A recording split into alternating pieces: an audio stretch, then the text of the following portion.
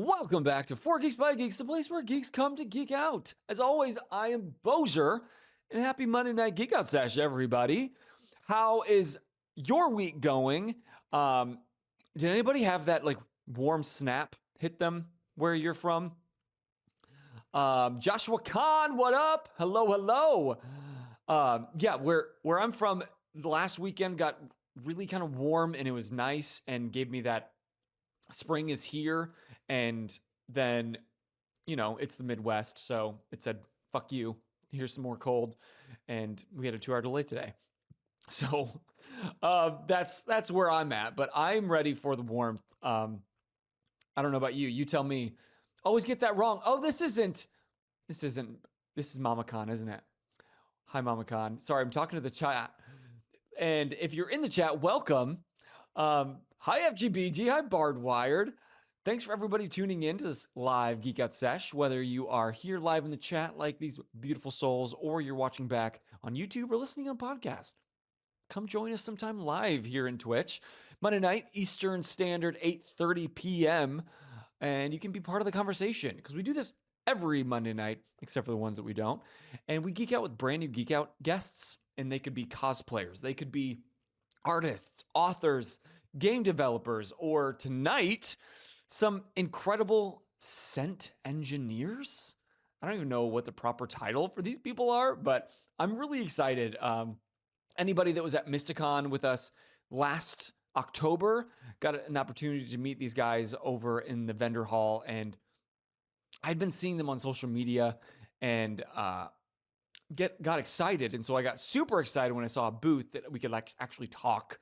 But of course, that wasn't enough time, which is why we needed to schedule something like this. So if you are a tabletop player, you like D&D, and you really are looking for that extra immersion into your table, stick around, because we have just the folks for you. But before we get into that, I want to know, question of the day, if you could bottle one emotion as a scent, what would it smell like? Take a second. Think about it. I'm going to say, for me personally, I feel like somebody already bottled it because it just brings me such peace. And I'm not a Disney adult, but the Pandora at Disney World, the flight of the Ikran, whatever from Avatar, those lizard batwing things, there is a scent when you fly down by the water. I could smell that all day. I don't know what it is. I ride this ride specifically so I can smell it, and it just hits me in the face, and I feel at peace and zen, and I'm like, I need that. A baby's happy giggle, says Mama Khan. What would it smell like? Don't say poop. If you could describe it. And that's the problem, right? Like, that's the issue that my guest tonight is trying to solve. Because we're taking things that evoke emotion and memory and to bottle them into olfactory senses in a way that you can experience that feeling all over again and kind of understand where you're at. So I've got questions. I know you've got questions, but mostly I'm really excited to learn more about the story behind this product and how it all got started. So please, everybody, join me in welcoming my geek guest tonight from Scented Realms. Say hello to Scott, everyone. Hello. Hello. Thanks for joining. Bardwire says, I feel like daydreaming would smell like cotton candy. What do you think, Scott? Anytime I smell cotton candy, I'm pretty happy. That's one of my vices in life. Is it? Stumbled upon your we actually guilty pleasure. Yeah, we had a little girl that said that unicorns smell like cotton candy, so that might be part of the mix on that when we decide that one. Yes, I would think so. Well, hello, Scott. Welcome to 4 Geeks by Geeks. Thanks for joining us tonight. You bet. I really had a great time talking to you at Mysticon. And I know that you had really some exciting things coming up from then until now. So before we get into really a big deep dive, first, just tell us a little bit about who you are and what you're doing as a geek. You bet. I'm about as original geek as it gets. I have to give my long deceased grandmother props for buying me the original D&D blue box Dungeons and Dragons, not even Nice. advanced Dungeons and Dragons, but D&D. The It was OG. 1978. OG, yeah, where math didn't make sense. There was FACO and negative like armor classes and all sorts of different things that made it difficult as a little 10-year-old. But the concept of being able to create something, so original fantasy fan from as early as it gets. And from that age, I played, I DM'd. As I got older into my late 20s, I started to have my family, and it was difficult to pull together that analog tabletop gaming. But I was an early EverQuest, Ultima Online, even AOL, D&D Gold Box games. I played just finding any time at night to be able Okay. to be a fantasy, yeah, fan. And so it's been a lifelong journey. Some adult business opportunities though broke open this like old love, and the opportunity for Scented Realms was born out of a more industrial application, but there was this chance to bring it back, and Stranger Things and a number of other pop culture references have done a lot for D&D and bringing people around a table again. So it felt like everything was about timing. But I have 4 children. I've told fantasy stories for bedtime stories since they were as young as they could understand it, and tried to keep fantasy as close to me as possible. But the community that is in your group, and it is my closest joy. I do what I have to do to work, but I wish this could be our 100% work. Aw, that's beautiful. Yeah. So you're like GMing every night with your kids around the bedtime. Yeah, I had ongoing persistent stories that each one of my children, they're spread out pretty far. So with different bedtimes, I would go around kind of night by night and carry on a consistent, persistent story that they all got to have. And that was my way for like you said, kind of game mastering when I didn't have adults to play the game with anymore. But definitely this Scented Realms opportunity has brought it back, and I don't know that it's had a better time. I mean, I really feel like more players are probably actively playing now than ever before. Critical, all the different online things have brought a real highlight to the project. Yeah, we are like in the real renaissance of D&D. I feel like Right? I kind of learned to Yeah. play D&D in this renaissance post COVID or in the middle of COVID. Because what better way to Okay. to hide from the world, right? And make up your own escape Yeah. world, virtually. Yeah. But we are over virtual. We don't want to play virtually. We want to play around a table with human beings because of the Yes. cool things that we can bring to the table, like what you are making at Scented Realms. So, if anybody's never heard of this, tell us a little bit about what is Scented Realms. Scented Realms is kind of a final piece to a puzzle that has been built from the ground up by some of the best game masters and dungeon masters that exist, where it could be just a card table with 4 people sitting around it in your living room. That's just as good as any platform, but it seems more and more man caves and more fantasy caves have been developed, private spaces with special decoration and video game tables and sound systems and all these different elements. And up until this recent, our efforts, it felt like there was a limited amount of scent additions. You'd use incense, candles. There was a couple other products that had come out, but mostly it was based around a flickering light and one scent that you would bring to your gameplay. Fire. And fire, something like that, or mountain or forest or whatever it might be. Sure. And there's some wonderful candle companies too that were at the convention at Mysticon and create incredible products. But what Scented Realms tried to do is, could we bring another tool that could be used for storytelling? And I was exposed through my business partner Hans, who is the co-developer of Scented Realms. He had worked with L'Oreal and a number of other companies to create these scented display experiences for in-store. Ooh, And okay. the premise behind it was dry wave dissipates quickly, so it doesn't linger. It doesn't have a carrier chemical, an aerosol, a paraffin wax, or fire. So it can enter a room and then get the scent and then dissipate fairly quickly. And when he was sharing this with me, I just all of a sudden started thinking, wow, man, that sounds like the thing everyone had always kind of wanted for gameplay. But we were able to start to look at, what does this really look like, what could we develop? And it was from the ground up a system of cartridges in an engine that a game master can control. And at any time, say you enter the cave is empty, but they put the scent of an orc into the room, and the players can start rolling initiative because they know that cave ain't empty. That cave's got orcs in it. So that was our goal. We built something that could be a storytelling tool that was on top, the cherry on top for all these great rooms. That's awesome. And like when I met you at Mysticon and really understood what that was, like just like everybody's ideas are swirling right now, hearing about it, like so were mine, of all the ways that you could use it.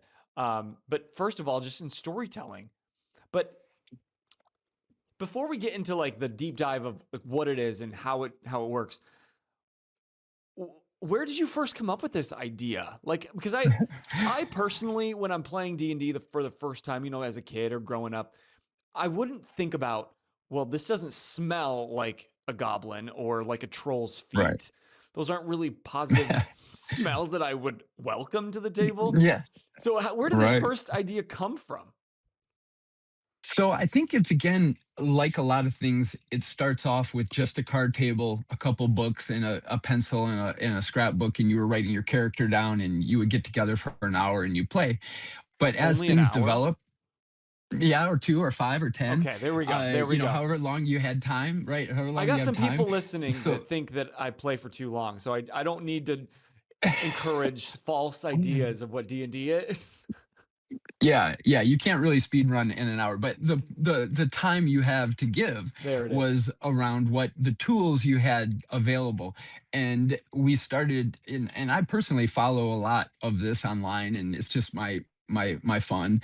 And I started seeing a lot of those storytelling. People were putting these tables, like television screens, 55-inch bigger Right. television screens, flat on a table, and they were bringing in soundscapes. And one of our backers, dude, has like a room that they built where the windows are all TV screens. So he can make it look like it's raining in the room, or they could be in a boat and the ocean Oh, is going up and down outside. And I was like, wow, the there's an endless dream. amount of, right.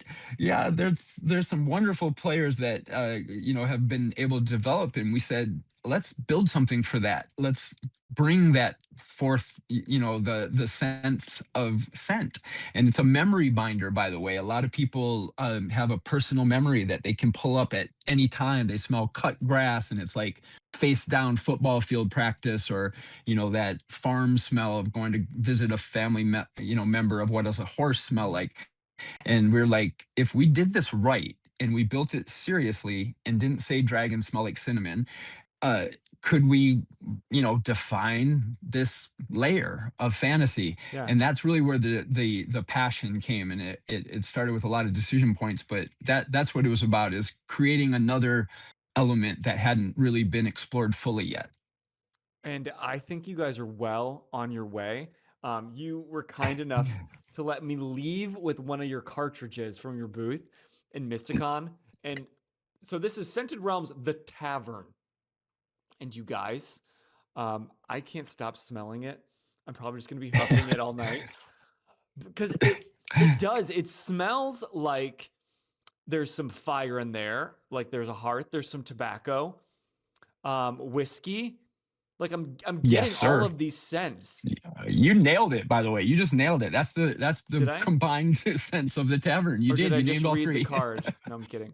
Um, No, maybe I think it's not defined. So I think you hit it. with this schnoz, it better be good for something. Um, but it's awesome. And just thinking that like I could be describing for a moment at the classic tavern in D&D and then pump the room full of this, like what such buy-in my characters would be giving, knowing that like they feel like they're there with the soundscape and the tables and the windows that can cry, whoever that man is. Yes. So what kind of sense, like I know that you were working really hard in your library, like what What are some scents that people can look forward to? Yeah, when so we did this as a Kickstarter campaign because it's really a great vehicle for companies like ours. This is a passion nighttime project, weekends. We have a day job, we have families, everything kind of that gets in the way of what you want to do. But Kickstarter is a wonderful community, and if you treat it seriously, if you respect the backers who are willing to risk money to support a dream, we were like, let's not half step this, because there are some other scent systems that are out there that are nebulizers or aerosols, things like that, and they launch with maybe 8 different scents. And it's like, for a storytelling tool, that wasn't enough. So we spent an enormous amount up front to build a library of base scent notes. So we have 300 base scent notes that we can formulate into combinations of fantasy elements. And that was what up front was the biggest lift, was like, how are we going to do this? How many cents are we going to give game masters and DMs to be able to offer their players? And the number ended up being 56. So that was the right number. It was 24 creatures, 10 dragons, 10 elements, 3 specialty, and then what we call in the air. And I'd love to talk to you about them in particular as a storytelling element. But with that collection and a couple of bonuses, we felt, all right, that's a good opening salvo. And we were right. A number of people bought all in. They bought the whole shebang, all 56. And we have wall displays that allow you to create something that would be more than just something stuck in a closet. You can display it.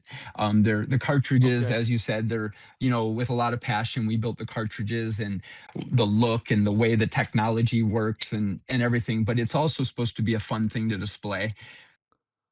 Yeah, because like you just showed the middle of it. Like you would think that Yeah. like I hear something in there, and Right. you think that these would be messy, and they're not at all. And I really like the art and the branding on them. Um, Thank you. I would I think the We only appropriate action is to get all 56 or future 80 from your and put them on the wall. You yeah, have from to your lips now. to God's ears. Yeah. Yeah, and so this first library, we picked creatures that can fall under a lot of genres, Yeah. um, environments that can fit any number of campaigns, and then specialty kind of things that were important to us. We wanted to have the 10 dragons that we felt were most important to define, and then the chromatic dragon as the kind of god of all dragons. But each one of them are identifiable by their base note and then their biome and their breath weapon, and those combined together to give you a unique dragon scent. But that kind of dragon base note is similar. So I owned a bearded dragon, and we really wanted to have a lizard. Like, if you ever owned a lizard, there's a particular lizard or snake smell. There And is. so that's what we were going after. Yeah. Okay, we had a And pet that's what we were iguana trying to in say. fourth grade, and that's the closest I ever had to There you go. owning a lizard. But it sticks with Yeah. me. Like Yep. once you have a lizard, you know what it smells like. Yes. That's right. And so we felt, where would a dragon, be in that spectrum? And same goes for any of the creatures that we picked, and famous, iconic creatures that we wanted to be able to put a scent to, that if everyone, all your fans and all the people that we touch base with agree, that over time we can define that, so that if you go to a horse ranch right now, you can smell horse. It's much different than pig or cow, Hmm. or dog or any of those. And each person that's been in those environments can pull those scents into memory. So we said, if we do this right, we could create something that, over repetition and with good gameplay and master buy-in, they'll be able to know, like, when they smell a troll, it's different than a goblin, and it's tolerable. We make them tolerable. Yeah, that Not was my next wonderful, but question. tolerable. Is like I know there was a number of those scents that weren't all positive whiskey, tobacco, and hearth, Yeah. like the tavern, like trolls and orcs and goblins. Um, Yeah. that I remember you let me sniff a couple at your booth, and they weren't pleasant, I'd say, but like you said, Yeah. they're tolerable. It's not like I wanted to Right. throw up at your booth. Yes. How did you go That's the about balance, my friend. capturing that? Yeah, that's the balance. We had again the library of base notes, and we made sure, people always describe things in writing, and a lot of the things that we did to create the base notes was look into. There's a bunch of AI available to everybody. You can ask a question, and it'll aggregate a bunch of information all at one time. But we went outside of that in books, anything literature that had been written and described creatures, and then anything you would just generally think of by the animals. But we pulled all that together to try to create. But there would be things like a high sulfur content. Nobody wants to smell a high sulfur content. So when we have really foul scent notes, we make them like 5%. So there's a little hint, but Okay. the general you can explore using a scent for 5 minutes, and if it isn't wonderful, it still can dissipate and leave an impression. So like orc, troll, and particular cave troll, that's probably our worst one.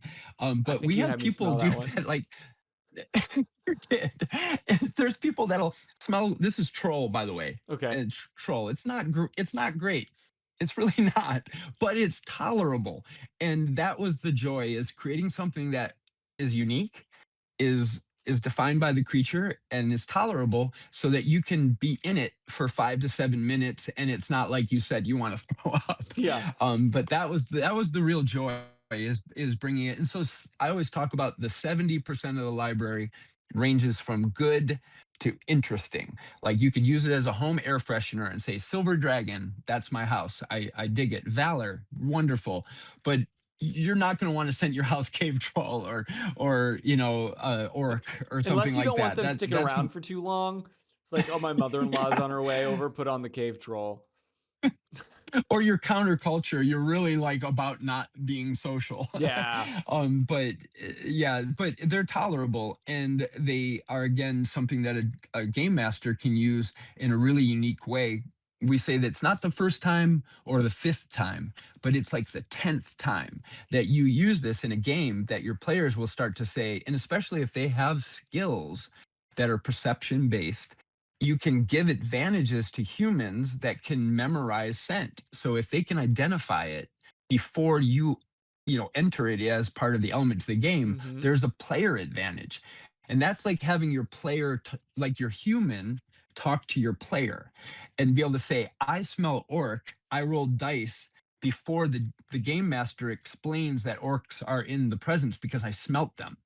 And that, we haven't been able to put game rules around that, but a ton of game masters are working those out in real time for us, and we get feedback on the weekends. It's so fun. Yeah, I love that idea that like these scents become that like go-to scent memory. Like whether you're playing at my table or you go to like another table and play there, like you can recognize that same scent. And then Yeah. all of us kind of collectively start to rally behind, and then it becomes nostalgia. Um, Yes. I think that would be amazing. That would be a sign of success It- for you guys. So good job.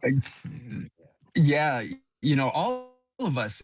As a matter of fact, we talk about our backers for the Kickstarter. There were 401 people who put money down on the table. It might be $1, or it might have been $800, but they put money into to play. But it's like talking to those people in the games that they're playing, and if we can get, let's say there's 1,000 people connected, or maybe 1,500 people connected to those original 401st, which we love our 401st, that they'll start to agree with what you just said, that that is the scent that defines that fantasy creature. And we have one part of our collection that's called In the Air, and they have like fear, victory, valor, Yeah, you blood, mentioned Valor things like earlier. that are, yeah, valor. But fear is a particularly funny one, because when I would play, I would have players, and especially when we were younger, that would do really stupid things, and you would be frustrated as a game master. You would have to bring in an NPC, or you'd have to have like a saint character, a talking sword or something like that, to Yeah. try to talk them out of bad moves. But what we were saying is, if you have the scent of fear, and you're going into a part of your campaign, and before you enter that boss room or that higher level of difficulty, you put the scent of fear prior to that part of the campaign. Over time, they'll understand when the center fear comes onto play, you better pay attention, you might die. Don't mess around. And so it's a way to get there. Don't mess around. He's playing the center fear. So that was one of those things that we were hoping to put a scent cue to gameplay and be able to have the game master use it as part of the manipulating the players through this world where they shouldn't touch it with their finger, they should touch it with a 10-foot pole. Yeah. So how do you create that? And that was some of those in the air scent. Well, how easy is this thing to use during your game? Because I know, like at the booth, you showed off the scent engine, which can hold what different 8 different Eight. Yep. scents. And oh, good, you Yes. got one. Sweet. So yeah, this is a scent engine, and it has a carousel that is motorized, and it's controlled by a web app direct. So it An allows app? you as the game master. Yep. So it allows you as the game master to plan. There's a lot of responsibility. Anyone who is a game master or DM, God bless you all, because it's a huge amount of work that I'm not sure the players understand sometimes. So we really, wanted to make it as easy as possible. And you and I talked a little prior to this time here, and we originally, our Kickstarter, the device was an analog. This front gem Uh huh. was a turn knob, so the game master had 8 available, but they would have to turn it and then activate it. But that just was kind of lame. Unfortunately, originally it was all we could afford to do, but we were so successful on our Kickstarter campaign that we said, you know what, let's go for it. So we motorized it, put a printed circuit board, all custom software, and now you can talk to the unit, and you can pre-plan the 8 that you want for your adventure. And during the campaign, at any time, they can activate it clandestine. So it can be under the table or in a unique place.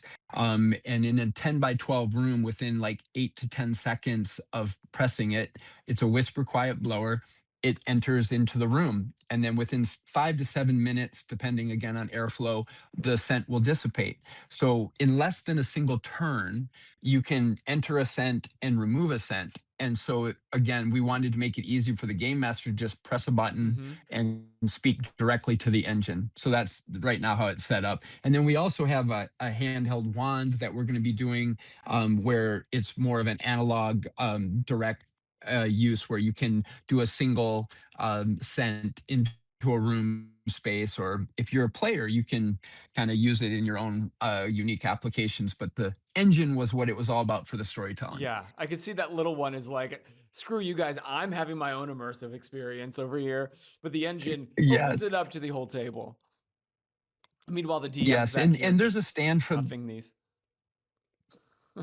Yeah, we have a stand that the wand can go into, and it Oh, can be okay. a low cost entry into using scents. And if it might be an environment, where it's just more of a persistent, like positive scent that you want for the room, or tavern, something like you talked about. Mm-hmm. Um, as you're anyone listening, we would love to have you recommend scent from genres, or personal desire. We would love to know what those are, because we're coming up with our second campaign, and we have 24 expansion scents that we want to launch. We have some ones that we've proposed, but we're going to put some polls out and hope to get some feedback. So if people say, hey, you got to have this, as long as it's not, you know copyrighted or something, certain, you can't do anything token, they'll sue you. Right. But if it's general fantasy, we would love to know what those ones are, and we'll start to work on blends, and all of that is the fun of it. Well, is there any cool like, collaborations, like any specific IPs that you're hoping that like you can work with in the future or plan to? um yeah, we would love that. That's like, if we really do everything right and we Yeah. treat it seriously, we take care of our original customers, and we don't deviate from that original mission statement. We hope in the future that people will want to put 8 cents of Harry Potter to put together, because one of the things that the Send engine can do is it can create scent scripts, which means you can literally in the app put together a sequence of scents that are played at different timestamps. So if you're watching Lord of the Rings, and the original Fellowship movie, you can walk through kind of 8 different scent notes that are common to that movie. And during the movie, timestamps that those creatures or environments appear, that you can have it enter like smell-o-vision way back in the 1950s or That's 60s brilliant. attempted that.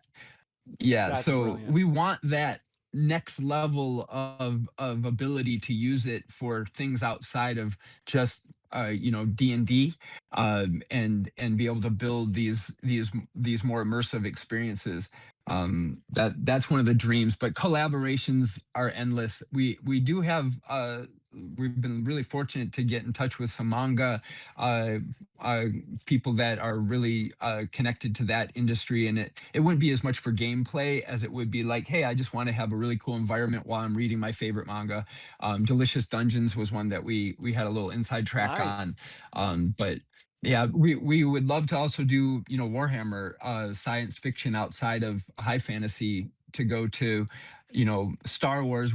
I personally blended the scent of a lightsaber Did you really? because like Just at when that, home, just like yes in the sir. lab on your Y- own. You're like, I yeah, bet that's what it in smells the like. lab, yeah, in the lab I have a dream pile, of carts that we were hopeful someday. But what would a lightsaber smell like when it rips into the air? That ozone or scent that would be attached to the force. Uh huh. So those are the dream collaborations. But again, it's about doing our work right now and building a really solid foundation. And if people like it just for home environment, not just gameplay, that would allow us a lot more, ability to grow. And I love that you're already kind of planting that idea of like, when you're watching your favorite Lord of the Rings movie, you could time it up. Because Yes. if they're smart, they're not going to want you using just your sense. They want to put their name on it. Brilliant. Yes. Marketing genius, this man. People can build sense scripts where they recommend. I mean, again, the world has become so AI-ified, Yeah. that you can put into chat and say, I want to watch this movie, and these are the library of cartridges I have, and it'll literally put a time and a cent for each part that's applicable. But as you just mentioned, that's not what it's about. It's like your blend versus my blend versus, how does it experience. And some people watch Lord of the Rings like 25 times. So it's pretty easy to find a way to trick them into watching it one more time with a scent script. Yeah. Like maybe one more. It can smell different this time. Those orcs Yeah, are one more really gonna stink up the yes, house. they have that one that classic scene, where they're in the Underdark, and they have a cave troll, and we Yep. wanted to have that cave troll scent of when they bust through the wall. How long do these cartridges last you? Like when you plug it in, and if you were to hold the go button until it was dead, how long would that last? I love that question. Thank you for asking that. Part of this was like making a good value proposition to our backers and to anyone that would be interested in supporting us. We compared our technology and the time of use to best in class candles. Yankee Candle is probably the highest kind of, everybody knows about them, and they'll sell 110-hour candle, and it might cost $20, let's say. So we backwards worked out all of our numbers, and we tested and have over 1 year to prove this information I'm about to say to you. But every cartridge is guaranteed to hold its fidelity for 300 hours of direct use. So if you did what you just mentioned and turned on it as an air freshener mode and never turned off the fan, 300 direct hours before you would notice a difference. I will also tell you, though, we passed 500 hours on our personal testing. What? That if you use it, yes, we use it as an air freshener in our office. And every morning coming into the office, it's like, do you enter the office and do you smell the scent? And we were able to confirm 500 hours before there was a drop off, where we had some noticeable a lessening. If you keep the cartridge, it comes, as you saw, it's a cartridge and it has end caps. So these end caps are meant to seal. And if you have it in the wall display, we have samples that are over 4 years old and still have 100% fidelity, because they're basically, if they're closed in, they're not being exhausted by the Yeah. airflow. And like you said with the dry So, wave, like that is meant to dissipate quickly, so it's not going to like stick to your furniture or stick yes, to your clothes. no, So that yeah, strong I always scent do this is the kind of. brand new. Yeah, I kind of use this joke that if you just turn this fan on right now, blowing in my face, if you did that with a Glade air freshener, you can imagine you would be blasted away by chemicals. So the IFRA rating as the safest method to deliver a scent into a room, if you're changing a baby diaper or your dog is, extra having issues, you could blow away a scent with ours and not risk any of the chemical carriers that come along with other scent technologies. Okay. But that's a great question that brings me into like safety. Like you don't have to get into the Yeah. proprietary like what is in this, but like Yeah. how can we be sure that it is safe unlike a Glade air freshener, or some other name brand that is more powerful and potent that you wouldn't want to huff? Yeah, there we had a backer not that long ago that has a VOC kind of air quality monitor in their home and measuring those impact of your air quality. How does a candle versus a Glade air Mhm. freshener versus a nebulizer or an incense? Some carry natural issues like a candle has melted wax and it has a flame and if you've ever had any of those issues of a soot marker going up your wall or something like that, that kind of is not good. But it's more about what is the chemicals that are coming up into the air as you're breathing in the scent. For dry wave, what it does is it has a scent medium, which is the cartridge and the beads and the things that you're hearing, and then ambient air at non-temperature, so it's literally room temperature air is passed through it, and it carries on the smallest scent molecule for the delivery of the scent. That allows the dissipative positive, but if you want to use it as an air freshener, you enter it a little more often. So if you set it on air freshener mode, you can keep a scent in a 10 by 12 room by having it activate 15 seconds every 10, 12, 15 minutes, let's say. But it's whisper quiet. So it's kind of an offset for some of those chemical concerns that people have had lately. Even candles, unfortunately, have had some, Sure. paraffin wax, something. So we feel really great about that part of it. And again, we demonstrate it all the time with being able to have it be if you're sitting in church and you're using one of those hand, air fans, you could even put a cartridge of ours in there and it would be totally safe. Sitting in church. Um, Yes. Morgan from Heroes of Evermore joined us here in the chat. He said, "Hey, hey," and he said, "Definitely not using Cave Troll as an air freshener." LOL. Morgan is a godsend from above. Anybody who knows Morgan loves Morgan. The guy has a spirit and a belief in fantasy, and he's raising little fantasy lovers. His daughter is a Scented Realms star. We love all of the pictures that he's posted and some of the precious moments. But that as a matter of fact, she's the one who mentioned cotton candy, I think, Oh, with the for a unicorn. unicorn. Yeah.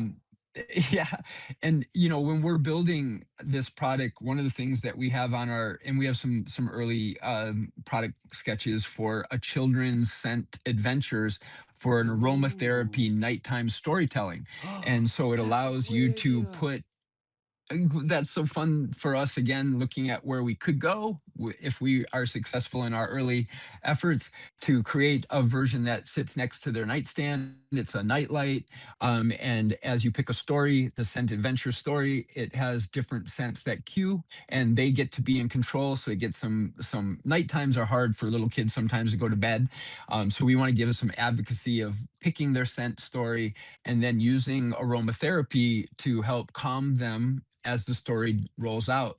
But that's where fantasy creatures like unicorn, woodland fairies, some of the Hmm. things we haven't developed yet, we would love to be able to build those nighttime storybooks that have a scent element to them. That's such a great idea.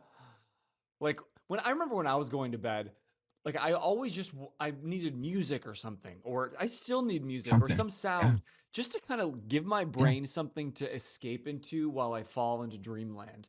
And what better way that's than right. scents?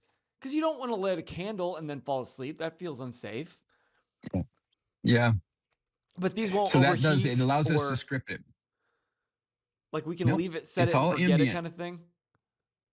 Yes, sir. Okay. You could literally there's 8 cents in a story in this children adventure Mm-hmm. story concept, where the front end can be funny, like dirty socks or stinky this or whatever it would be that would be kind of fun for them to read. But in a 20-minute children's story that you're reading to them, that first 10 minute can be some of that, but then the second half you want to drive the ones that are more calming, the lavenders and chamomiles and things that'll drop them into a more calming state.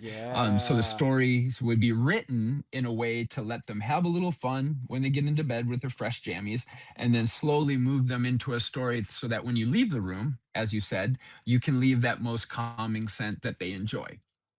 Parents out there are thanking you. Does this exist, or is this like the dream, the next it's step?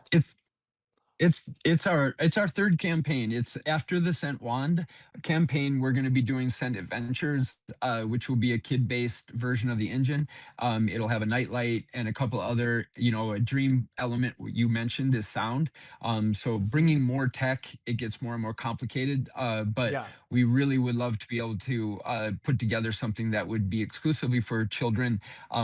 There's also like the value proposition in general. If you're a husband or a wife of a fantasy person and you're trying to convince yourself this is a good purchase, we were trying to create as many ways to make it valuable. So if it only plays twice a month when you play, or however often you get to play games, then Twice a that's, month. Wow. valuable, but not as valuable as if you can use it as an air freshener all the Yeah. time.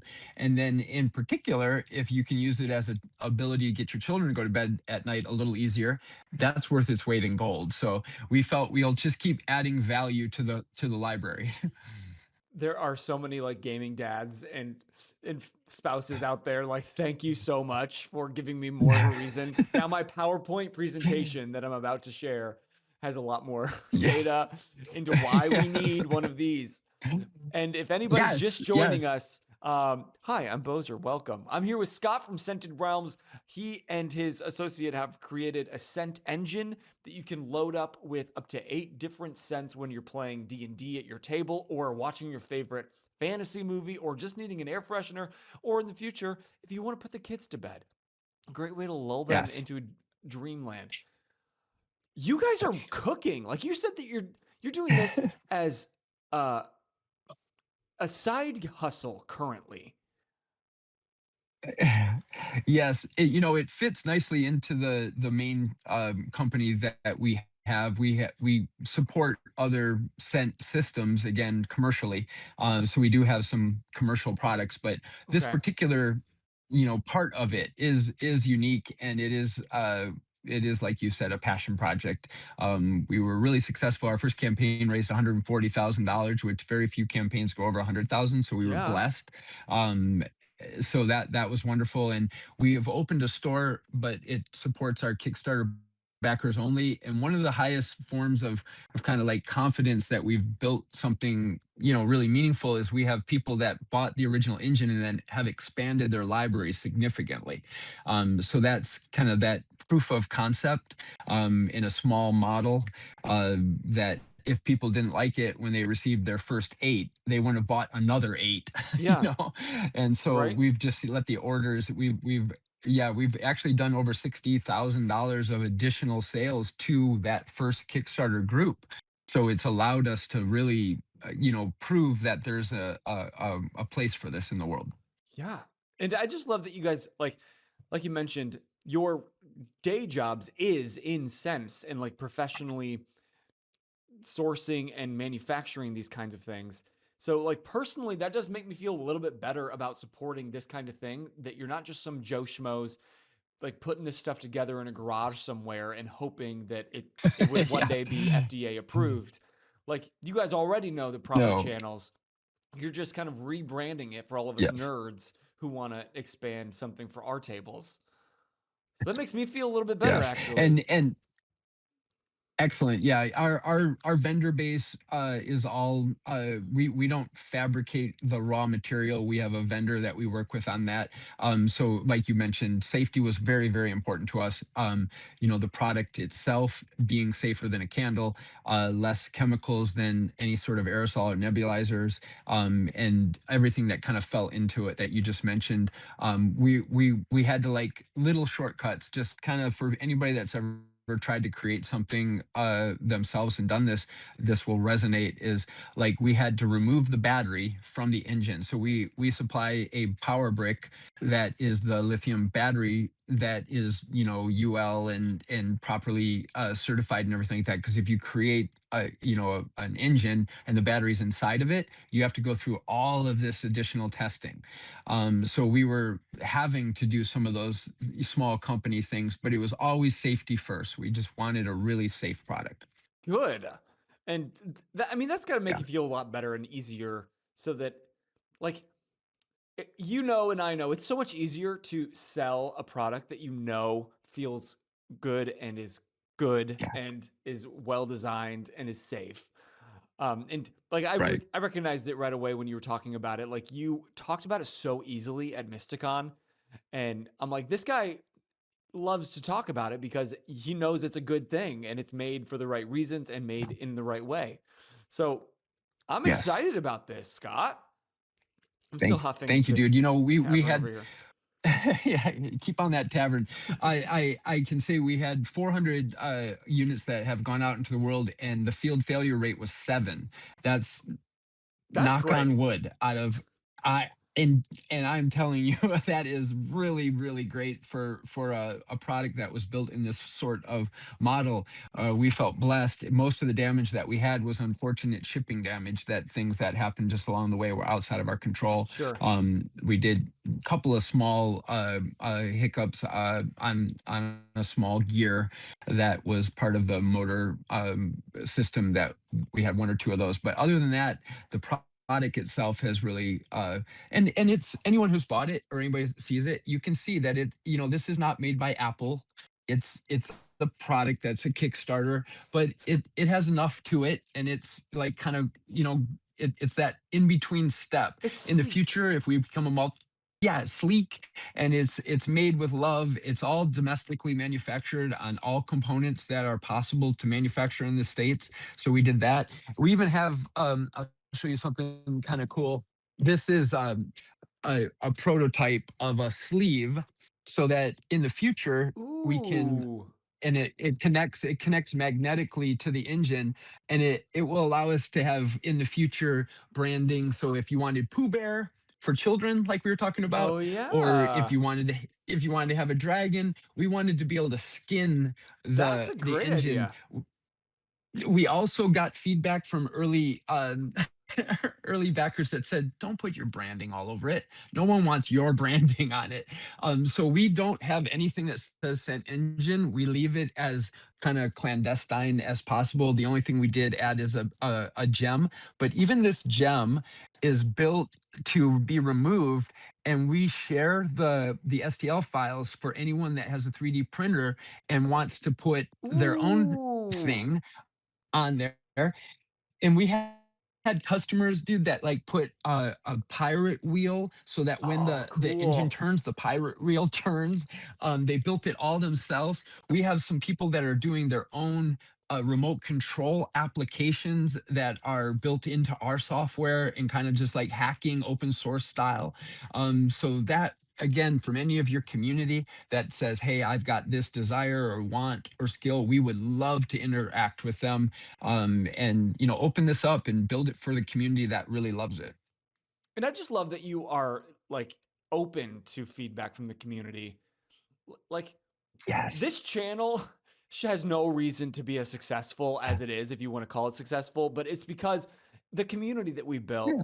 and we just always want to know what's going on in everyone's lives, and we are open to feedback. And I've found time and time again, as new guests are coming on, it's those people that are creating more of a community behind something and open to that, that's got the Right. long lasting success, because people want to be part of something, and your Kickstarter proved it with over $140,000 raised. Did I hear that right? Yes. Yep. We were able to do that, and that 401st backers, we created a kind of like the you mentioned the Star Wars, I think 501st, 501. We have the Oh, 401st, and that is our original backers. There's a lifetime discount that all of those backers received from us. In addition to ooh, that, any future engines that we release, they will get credited back for the original cost of their engine. So if we come out with a super luxe version next year or 2 years, they can get a trade in for their original engine to give love to those individuals. But inside of those 401st people, there are 24 cent syndicate members, and this is a higher level of willingness to help us create, define. We create like 3 or 4 different blends for a particular creature, send it out to the syndicate. They can rate them and send it back. So it's not a small group of people deciding, it's a larger group of people, and we would love to expand that so that in the future when we come up with the scent of a yeti or something, we would yes. send out 50 like packs and get people to be able to scent rate them, and then we would be able to land on that best in class, because a scent product you can't sell visually. You have to kind of know what it is. And you and I talked a little bit about the proprietary blends that we put Yeah. together. It's just that we're not using standard scent elements, so dragons don't smell like cinnamon. They smell like a lizard base with a biome that they live in, and the wet breath weapon they might have. That's been our kind of methodology going through it. So if we can get more people to give that input early on, it's going to be easier and easier to get the buy-in over Right. time. Like, let's check in with the chat now. Like, if you guys have any cool scents, we want to Sure. hear them. Like, Cool Whip Yes, add them in. 1996. My Let my us my notes know. are ready. Welcome. If this is your first Geek Out Sesh, you might find that we are communicating uh, mostly to each other, but that's just to honor, because this is his one time that Scott's going to be able to be here and geek out. And this is your chance to geek out about this really cool thing that you're excited about. So I try not to interrupt you too often, but this is, like I said, it's a community. And so I do want Yes. the community chiming in. Cool Whip. I'm kind of explaining how these things work for you. Not a replay. This is live, real happening in your wherever you're watching this. Um, but while we're talking, let us know any sense that you would want at your table, or you would want at your fantasy party, or watching a movie, or your home. I'm sure Scott will take notes and add it to the list, and maybe one Yes, day that scent we will will. come to fruition. So, okay, we talked about the Kickstarter.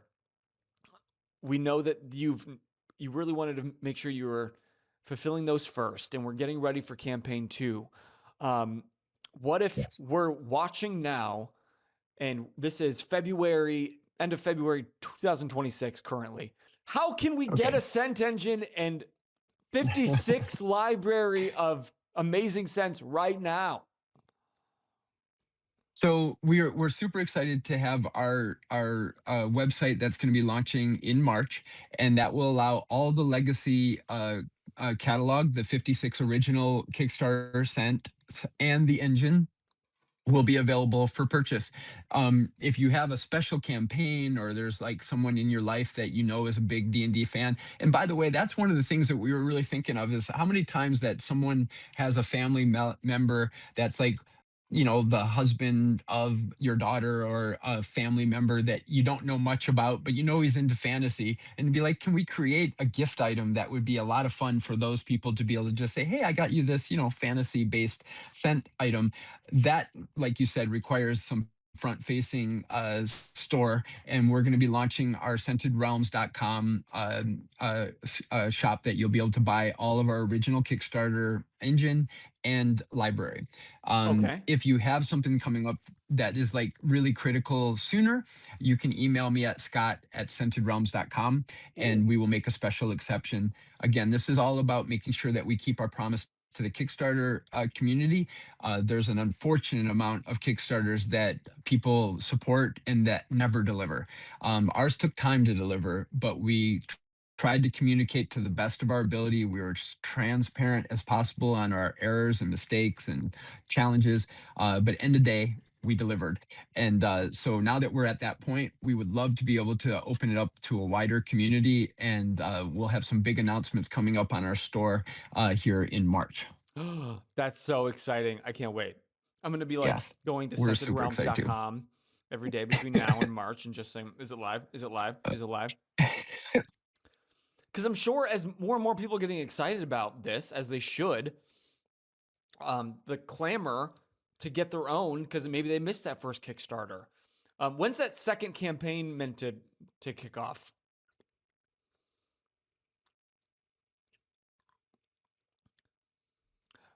Oh, and now you're muted. Now we can't hear you. Let me try again. Oh, there you go. There you go. There was a delay there. I had something happen. I apologize. It's okay. It's live internet conversations. This happens. Yes. All right. I missed the question. Could you repeat the question? The question was, when is this next campaign in Kickstarter Oh, begin? yes. So early April is our target launch date. We don't have the exact day. There's a little bit of kind of internal stuff that we have to solidify, but we're rolling out some VIP. We've used a partner to Kickstarter that's called Launch Boom. They help you kind of pack some interest by putting a $1 reservation down. You can reserve a spot, and it helps us kind of gauge the early buy-in to the product. As I mentioned, we're launching a wand and small base system so that the cost to start collecting is kind of under $100. Allows people to kind of get a toe in before, because again, you can't even if we try to describe the scent by their elements, you still don't know until you experience it. Right. So we wanted to create something that wasn't as cost prohibitive, because our first campaign, it was around $200. And again, we were very thankful for the people that supported us, but they were doing it blind faith. Yeah. Now we feel like we've proven we've delivered. We have a library of people that you can go and check out, and that this next campaign will have 24 brand new expansions. So we'll be at just about 80 scents in our library. So that's kind of the goal for this second campaign, is to release the wand and 24 cents. We have one other thing that we're working on. I can't really show it yet, but it's Come going to be on. I'll talk about it, but I can't show it yet. Okay. But it's a single cartridge tabletop version that will be something that you could just put 1 cent at your desk and use very similarly to a candle. Oh. So again, if you have a library of them on your wall that are displaying the collections you own, but you have 5 or 6 that you just enjoy to have at your home, you can have it as a more candle type product. That's a great idea, because you guys are really good at these scents. Like, I can't stop smelling this tavern. Thanks. We have some elements that are really like loved, and Halfling Home. We were going to go with Hobbit Home and take a swing, see if Tolkien would sue us, but we were advised by our attorneys not to do that.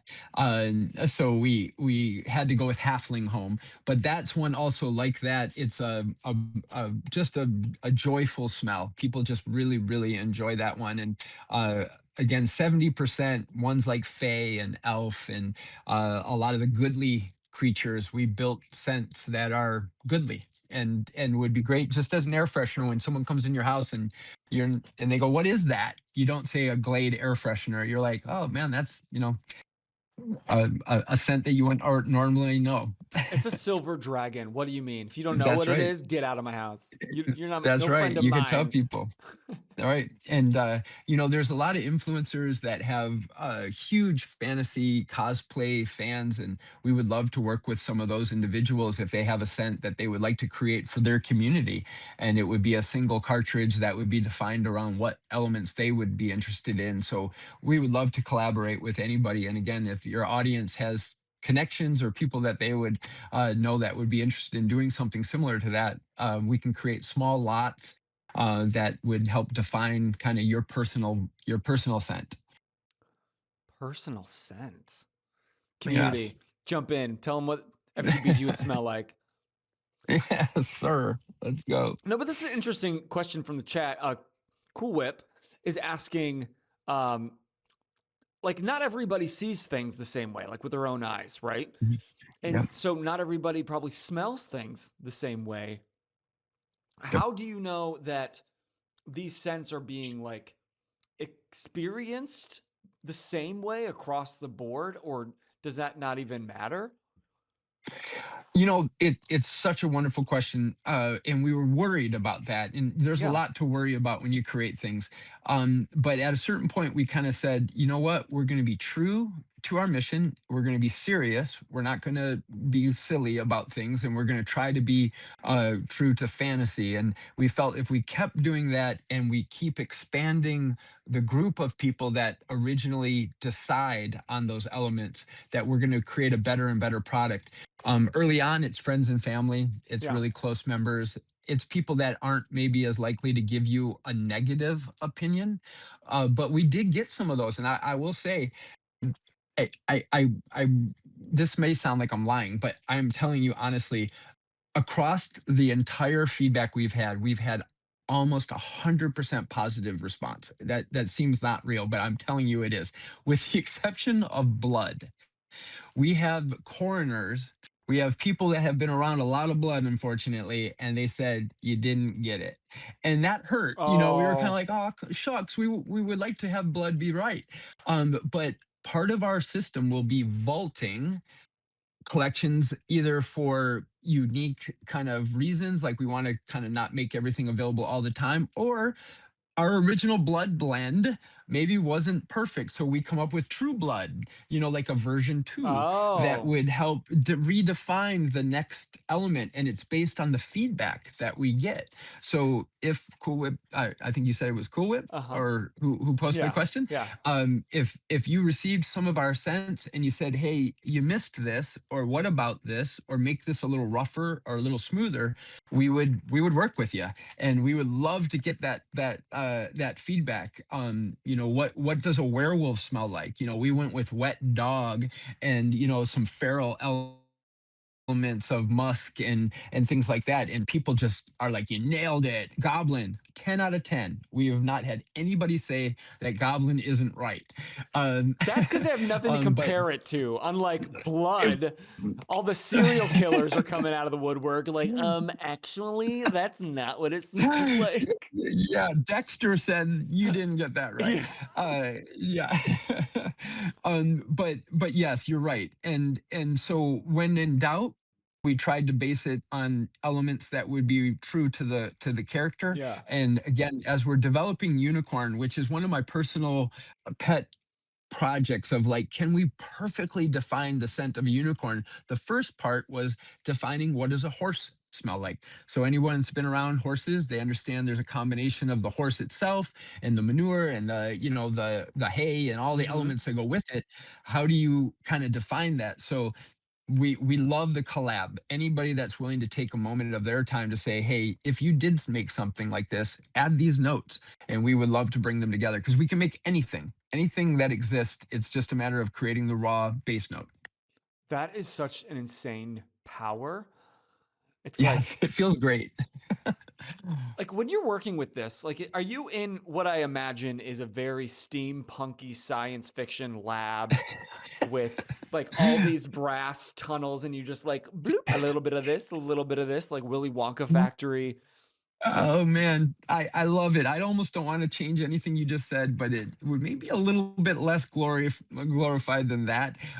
There was some, warehouse sweat in the middle of the Temecula summer Oh God. moments that were in part of it, and some of the stuff. But it mostly was about creating the base library and then blending scents in combinations with percentages, and then kind of re-exploring them from multiple people's experience. So that library you speak of is perfectly organized. It's alphabetized, and we have all of our base notes, and then we talk about what we're going to develop, and then we talk about what historical references that we can find in writing, and then anything that would just be obvious to the creature itself.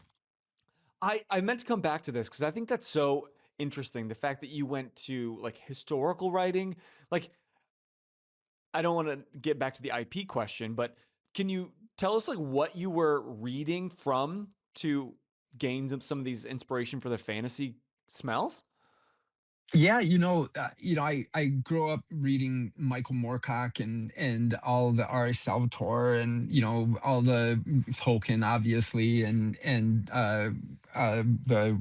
the Chronicles, Harry Potter, all of those things. Right. They'll occasionally touch on those points, but it ended up being a lot more about the reality of the base creatures and then what could we do to get closer to those.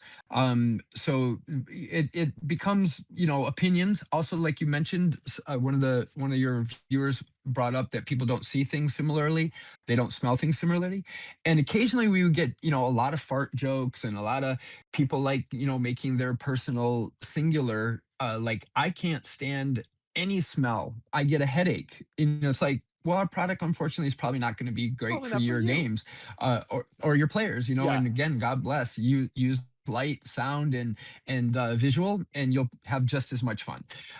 But for people that are willing and interested, of opening your mind up, and like you said, it's like no one can compare a goblin to another goblin, and that's kind of cool actually. If we get enough, we get 10,000 people that says our goblin's the scent of goblin. God help anybody else comes up with a goblin scent. Yeah, They you're won't be screwed. able to compete against us. Right. Yeah, you got second goblin.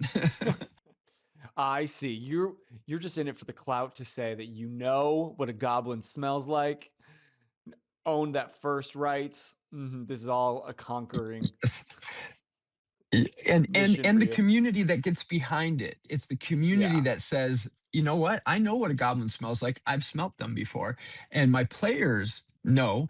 We were originally thinking that we should release this with a rules module and some ways to formalize gameplay around a particular campaign. The Scented Realms has a lore that's kind of really cool and fun that Sure. was based off of my original D&D games, but it ended up being limiting. And so we said, why are we telling anybody what to do? These people have like, homebrew games that they've run for 20 years. Who are we to tell them anything? Let's create another tool in the toolbox. And that was what it was about. But eventually, we would love feats and spells, and anybody that's like a Demon Slayer anime fan, that he as part of his fighting style Mm-hmm. uses scent, to do the perfect strike. And we would love for people to have that ability again, for your human person to talk to your player character through your sense of smell and give them an advantage. Normally, it's your player character that gives you the advantage. Mm-hmm. So this was the first time where we had things like scent trials, that we wanted like the DM to be able to stop, have a mini game that they would enter different scents into the gameplay area, and a single player, while everybody else is watching, is defining whether they know different scents, and for that their in-game character are rewarded. That has never been done. It would be like test of strength being on your arm wrestling, or how much weight you can lift, Test that in real schnoz. life. Yeah. Test that schnoz. That might be the actual term. Yeah. um, but if that could give you a bonus in your game player, it would be a very cool thing. Some people Yeah. memorize numbers really well, and some people know scents. We have people that can identify so many, it's incredible. But I think you hit the nail on the head with going away from like creating a strict rule set around your engine, because you could do that and people might give it a go, but in the end, we're D&D players. We're going to break it and Yeah. homebrew it anyway. So, Yes. and I think that there's a certain amount of like, oh, you get it, kind of energy by not trying to force some sort of rules on with Yes. your product. Like I Right. feel as someone part of the community, like, oh, they get it. We don't need rules. We're gonna make them up anyway. Right. Rule of cool. We have enough rules. It's D and Yes. D. That's right. That's right. And again, if a game master wants to put some of those elements in, that you get an initiative advantage, or you get some sort of a perception equation that gives you that ability, that would be really fun to hear and get that feedback. So we're starting to hear more of that, and it's outside of even like classic role playing games that people are using it for tabletop games. And Warhammer is like playing chess on an open battlefield, a lot of like complicated, actions that are happening in there, and Mm-hmm. you're not using it for storytelling, but you might use it for ambiance, and having oily machinery or gunpowder Yeah. be a scent that you can put in. That would be a cool thing that people just like because they're playing long sessions, and it adds another stimuli. Yeah, we're already adding the little smoke machines around the terrain. We 3D Yeah. printed it, we painted it. Like I just love the idea Yeah. that this is one more level that is immersing us into something that we all know and love. And it shows from Right. like a company level, like a corporate level, that it honors our love of the game. Um, at least that's how I see it. And so I think I commend Thank you. you for taking this on and using your place in the world of from like a scent based company and like commercially knowing how to do this and focusing it for us at the loser table essentially and using it for Hey, good. there's no losers. Yeah, there's no loser. These are my people. That's I right. again, I had a lot of time in my life where I wore a tie and I had to represent in a particular world. But when I never felt better than when I go to a Magic the Gathering tournament or something, and I was like, these are my people. That's my tribe. And that you're right. We built it cost conscious. The retail price of $14.99 for a cartridge that lasts 300 hours. That's three times the value prop of a similar candle. It's But huge. in our sets, in our sets we've got it down to $9.99. So like if you buy 8 of them, you get this very reasonable cost, and that is important to us to make this thing not be prohibitive. But you can collect them like DVDs or LPs. Again, like we want a wall display that you can show them off as part of your collection of high fantasy things. And people have sent us wonderful pictures and videos of what they've done with the frames. I don't know if you've seen the frames before, but it holds 16 cartridges in a black frame, and Oh, it really nice. adds another cool thing. Another way to show it off instead of keep it in the closet. Yeah, and yeah, I think you showed me a little bit when we were at your table at Mysticon and other ways that Yes. people are hiding their scent engines around the room Oh because, yeah. like you said, they're black, they're sleek, they're not branded, they're easy to hide, which Yep. helps the immersion because all of a sudden you're smelling that I scent and you don't realize I can where it's show you coming from. something. This was created for us by a local Ooh, gamer. This is a Mordheim skin. So he took the entire scent engine and put it inside this complete that's terrain awesome. piece. So again, that was created.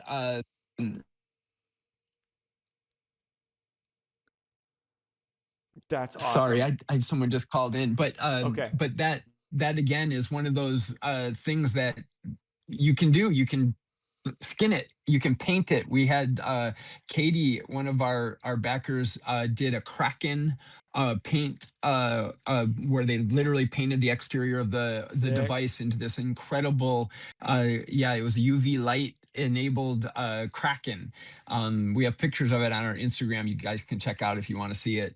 But we would love for more people to do that, to paint them and skin them, and then get us to share those. Speaking of Instagram, I've been dropping the link to Yes. their Instagram in the chat all night long. So if Thank you. you haven't yet, go and check them out because, like Scott mentioned, that is the best place currently to figure out when and where you can get your scent engine because very soon they're going to be released to the public commercially and they have a lot more going on.